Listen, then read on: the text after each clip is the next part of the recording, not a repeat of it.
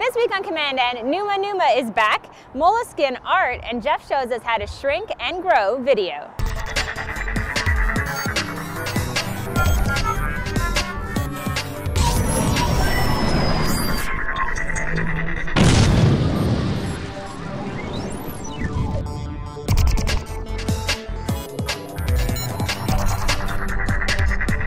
Welcome to episode 173 of commandN. I'm Amber. I'm hosting solo once again, but I promise we'll be back next week. On today's episode, we have a great viewer segment from Mike in Vancouver and some amazing video tips from Jeff in Halifax. So let's get started.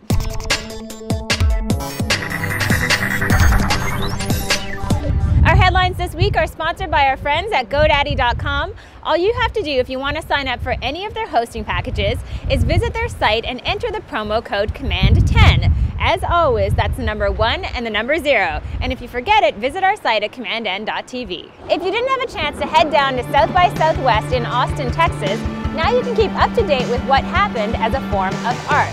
Mike has created these amazing sketches in his notebook so you can follow along with the different panels and discussions. You can find out what amazing web entrepreneurs like Zappos CEO Tony had to say during the event. You're no one if you're not on Twitter, and if you aren't there already, you've missed it. Many of us have wondered how microblogging service Twitter will make money. Well, you might have noticed recently that they have ads on the upper right-hand side of their pages. Right now, they're just serving up ads for Twitter-related applications. So you'll see ads for services like ExecTweet as well as Twitter Vision. There's no word yet on how much some of these companies are paying for the ad placements. One of my priorities as president is opening up the White House to the American people. The White House continues to give lots of love to Google. They've announced recently that they'll be using Google Moderator to moderate questions to be given to President Barack Obama during an online town hall. And as we've mentioned many times before on the show, we all know that President Barack Obama loves YouTube and many other Google services.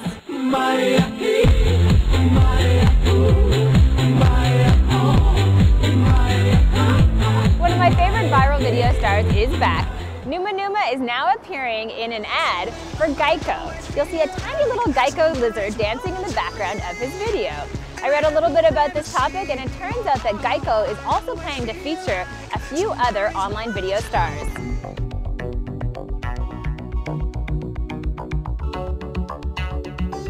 Last week we talked about the new Facebook homepage design.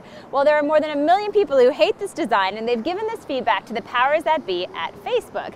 So the people at Facebook have decided they are going to make some slight tweaks. They're going to do some things, including real-time updates, as well as improving the filter system. If you're in the business of creating online video, you definitely want to check out this next segment from Jeff. Following that, we have a viewer review from Mike in BC.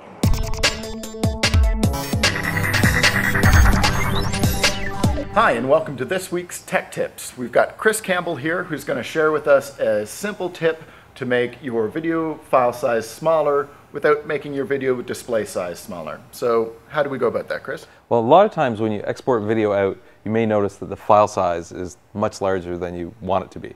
So if you want to reduce the file size, one of the things that people might think of at first is reduce the frame rate down. Yeah. If you reduce the frame rate down, things are going to look more, they're going to stutter more. Choppy. And that might not be what you want to do. That's okay for a screencast or something, but not if you're using human subjects and depicting motion and stuff like that. And so if you're using the presets, if you export it at one of the higher quality settings, and frame size might be 320 by 240, right.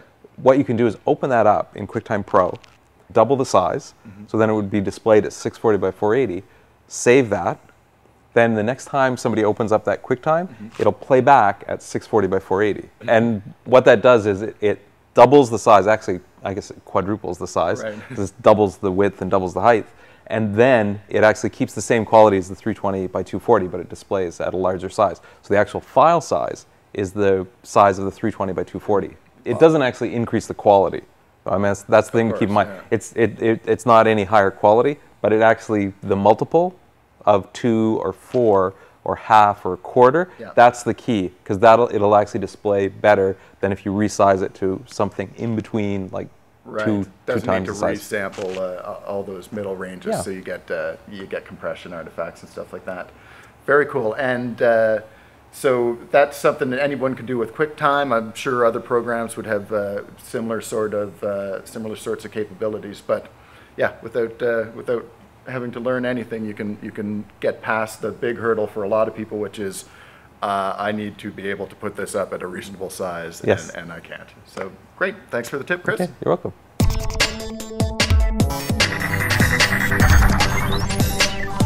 Hi, my name is Mike Kelly. I'm in Vancouver, British Columbia, and I've been following Jeff's Decabled blog for a while now and thought I would share with you a review of an application that I use to manage my own home media center. It's called Plex, and it's available for Mac OS X. In an effort to break my dependence on my cable company, I've tried just about every media center app out there. Plex is my favorite by far, and our trusty Apple TV has now been replaced by a Mac Mini running Plex. At its heart, Plex is a media manager. It's designed to make it easy to index and browse your media collection, including videos, photos, and music. Plex can even automatically download movie and TV episode information, artwork, and theme songs, which it then displays when you browse your videos. In addition to managing your personal media, Plex streams content from a variety of sources like YouTube, Revision 3, and even Hulu. That's assuming that you live in the US or can get around Hulu's geographical limitations. But when it works very well. Watching television shows on Hulu with Plex is a great experience. Plex is also extensible. By downloading plugins from their free app store, you can easily add new content sources and features to your media center. Now, if you don't run Mac OS X, don't worry. Plex is based on the open source Xbox Media Center application, and that runs on both Windows and Linux. So if you're like me and you're looking for a good way to decable yourself, be sure to check out Plex. You can grab a free copy at plexapp.com. That's it for my review. I'm Mike Kelly, signing off from the West Coast.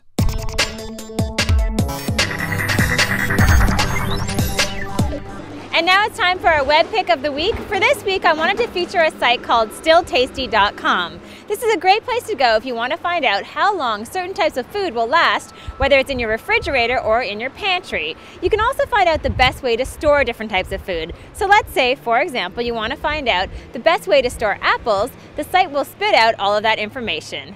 That's it for this episode. Remember, we always love your feedback in the comments, so all you have to do is visit commandN.tv. Hope to see you there.